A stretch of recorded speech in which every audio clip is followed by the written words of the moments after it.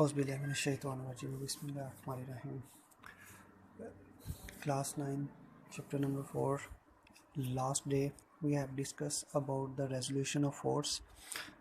Today's topic is that determination of a force by its perpendicular component. तो आज हमने discuss करना है कि जो हमने कल टॉपिक पढ़ा था उसमें हमने पढ़ा था कि एक जो हमारे पास फोर्स होती है उसको हम रिजॉल्व करते हैं परपेंडिकुलर कंपोनेंट्स के अंदर, ठीक है। और आज हमारे पास है टॉपिक है नया, determination of a force from its perpendicular components. तो एक जो फोर्स हमें गिवन थी उसको हमने रिजॉल्व किया उसके परपेंडिकुलर कंपोनेंट्स के अंदर, तो उसको हमने फाइंड करना है कि वो फोर्स की मैग्नीट्यूड कितनी होगी। तो चलें आज हम देखते हैं उसको हम आसानी से कैसे फाइंड करने हैं। तो लेट्स सपोज हमारे पास एक फोर्स है, उसको हमने परपेंडिकुलर कंपोनेंट्स में डिवाइड कर दिया, और जो फोर्स के परपेंडिकुलर कंपोनेंट्स में हमने डिवाइड किया था तो जो कंपोनेंट्स आते थे उसको हम उसके परपेंडिकुलर कंपोनेंट्स बोलते थे, ठीक है। तो लेट्स सपोज हमने सबसे पहले हमारे पास एक ट्रायंगल है, ठीक है, और उस ट्रायंगल को हमने नाम दिया ओ आर पी। तो सबसे पहले हमारे पास थी एक फोर्स F, और उसको हमने परपेंडिकुलर कंपोनेंट्स में डिवाइड कर दिया, और वो हमारे पास आ गए एक्स एक्सिस के लॉन्ग हमारे पास आ गया कंपोनेंट Fx, और दूसरा हमारे पास वाई एक्सिस के लॉन्ग हमारे पास कंपोनेंट आ गया Fy। तो इस फोर्स को हमने क्या किया कि उसके दो पॉसिबल फैक्टर्स यानी कि दो पॉसिबल कंपोनेंट्स में जब हमने डिवाइड कर दिया तो हमारे पास एक ये डायग्राम बन गई। और इस डायग्राम को लास्ट टाइम हमने जो नाम दिए थे वो OAB था, और आज हमारे पास उन्हीं को मैंने एलेबोरेट किया और डिफरेंट नेम्स रखे ORP। और इनको आप अपनी मर्ज़ी से भी नाम दे सकते हैं, ये ज़रूरी नहीं है कि आप इनको जो बुक पे नाम दिए हुए हैं आपको कोई भी नाम गिवन है वही आप रख सकते हो। It's up to you, you can given the name anyone. Okay, no let's suppose.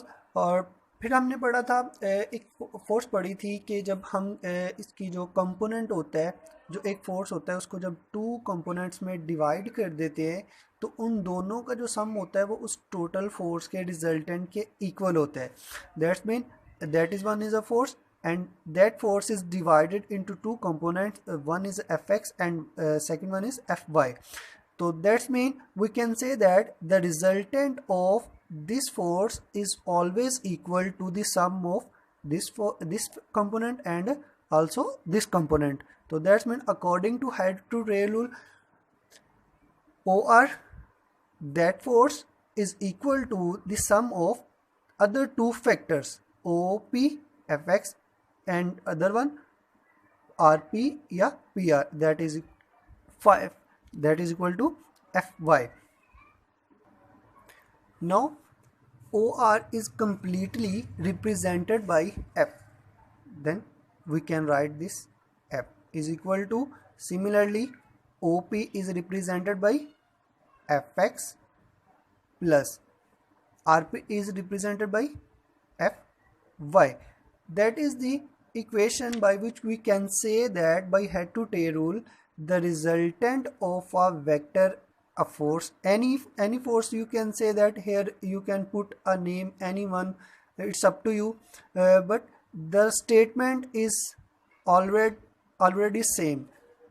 The resultant of a vector, resultant of a force F is equal to the sum of this one and sum of this one, that is the resultant of a vector. Now we can find the real meaning of that force, which is determination of a force from its perpendicular components। यानी कि अब हम वो easily find कर सकते हैं कि जो हमारे पास फोर्स F थी और इसकी मैग्नीट्यूड कितनी होगी उसको हम easily find कर सकते हैं। और उसके लिए हम यहाँ पे एक यूज़ करेंगे ट्रिग्नोमेट्रिक रेशोज, ठीक है। तो ट्रिग्नोमेट्रिक रेशोज भी यूज़ करते हैं, या राइट ट्रायंगल के अकॉर्डिंग हम इनकी स्टेटमेंट ले सकते हैं। तो यहाँ पे हम इसकी जब मैग्नीट्यूड लेते हैं तो मैग्नीट्यूड का मतलब होता है कि हम इनकी स्क्वायर लेंगे, ठीक है। तो according to triangle we use triangle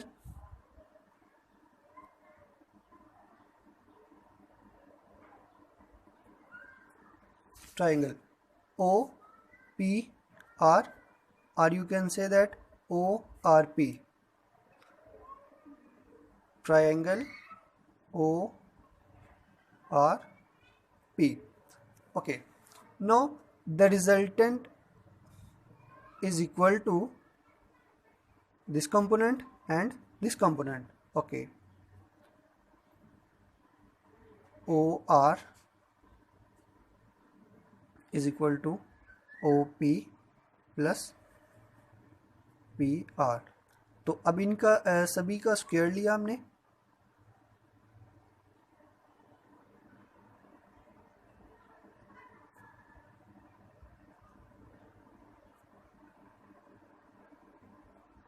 PR square. तो अब इसकी जगह पे हमारे पास क्या था, फोर्स F, तो इसका लिया हमने स्क्वायर, और फिर हमारे पास आ गया Fx का स्क्वायर प्लस Fy का स्क्वायर. तो हमें तो सिंगल फोर्स रिजल्टेंट चाहिए था, तो उसका स्क्वायर नहीं चाहिए. तो इसको स्क्वायर को ख़त्म करने के लिए हम लेते हैं दोनों साइड पे square root.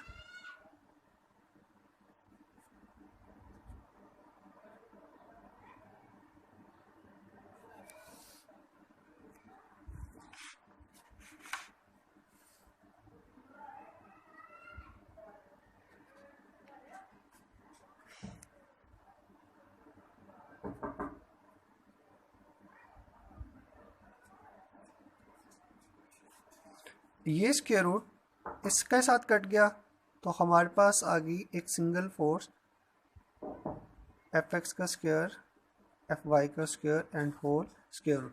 That is a force by which we can determined by the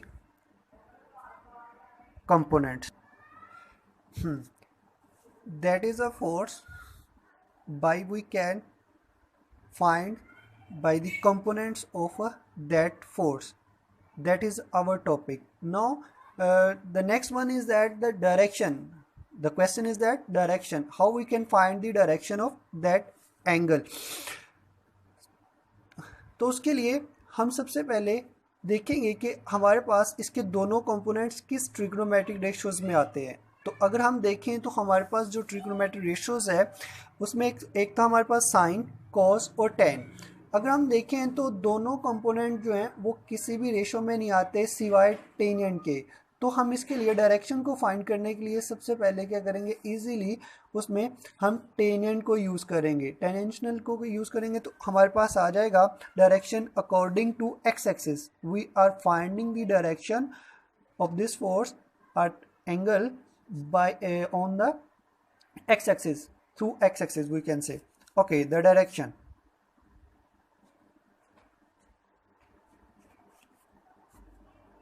And we use tangent, tan theta, and we know that the tan theta is equal to perpendicular over base, and the perpendicular is perpendicular RP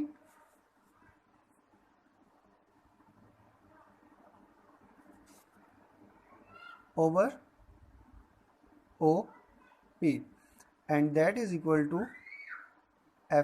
Fy over Fx. Now we can find easily tangent.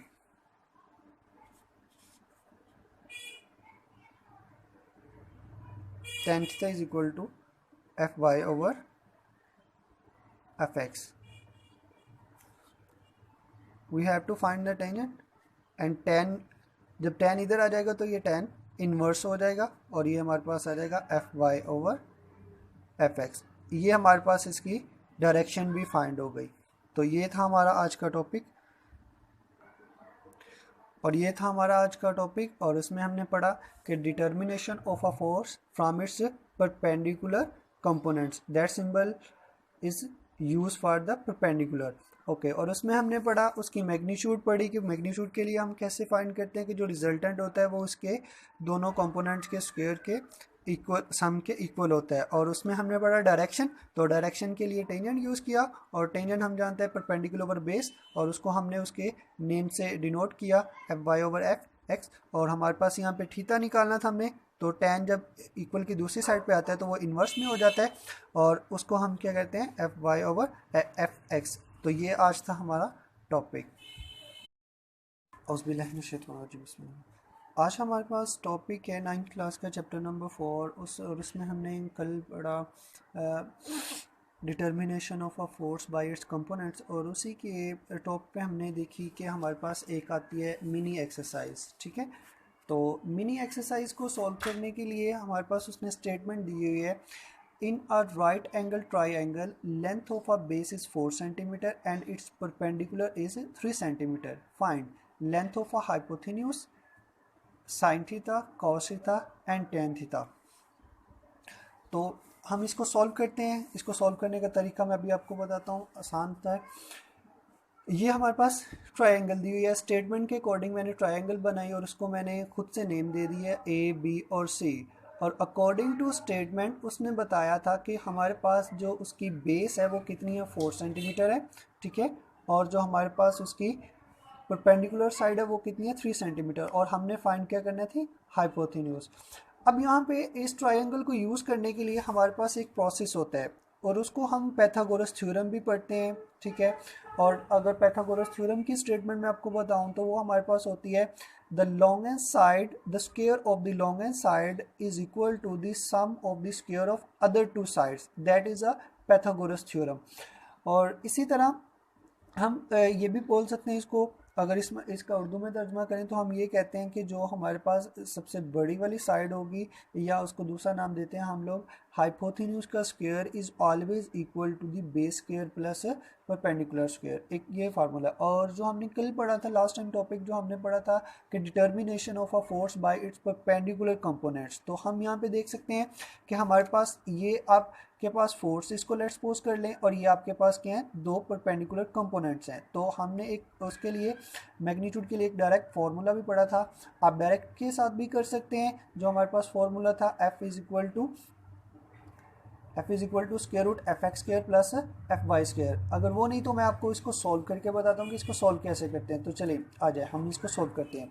तो हमारे पास उसने बोला कि length of हाइपोथेन्यूज हमने find करनी थी। तो मैंने अभी आपको बताया कि एक हमारे पास फॉर्मूला होता है बाई पैथागोरस थ्योरम, तो उसमें हमने पढ़ते हैं कि हाइपोथेन्यूज का square is equal to base square plus perpendicular square. तो अगर आप ट्रायंगल की तरफ देखें तो हमारे पास ये वाली 90 डिग्री के opposite side always is known as a hypotenuse, then the adjacent side is called base and the left one is called a perpendicular. Okay, now hypotenuse A to C and base is B to C, that is equal to 4 centimeter, and perpendicular is A to B, that is equal to 3 centimeter, and we taking square and 4 का square लिया is 16 और 3 का square लिया तो 9, दोनों को add किया 25। तो हमने यहाँ से सिंगल फाइंड करना था, स्क्वायर नहीं फाइंड करनी थी, तो इसलिए हमने इसका स्क्वायर रूट लिया। तो हमारे पास क्या आ गई हाइपोटेन्यूज की लेंथ क्या आ गई 5 centimetre. Okay, no the next one is that sine theta. Sine theta everybody knows that the sine theta is equal to perpendicular over hypotenuse, and similarly we can say that the sin theta will be equal to perpendicular, and the perpendicular is 3 centimeter, and hypotenuse we know that hypotenuse is A to C, that is equal to 5 centimeter, that is sin theta. Similarly cos theta, now we can find cos theta, and cos theta is equal to base over hypotenuse. Then now we can say that base is equal to 4 centimeter and hypotenuse is equal to 5 centimeter. Now the left one is that, और हम जानते हैं tan theta, tan theta हमारे पास आता है perpendicular over base and perpendicular length is 3 and base is 4 centimetre. तो ये तो हमारा आज का मिनी एक्सरसाइज जो हमने सॉल्व किया।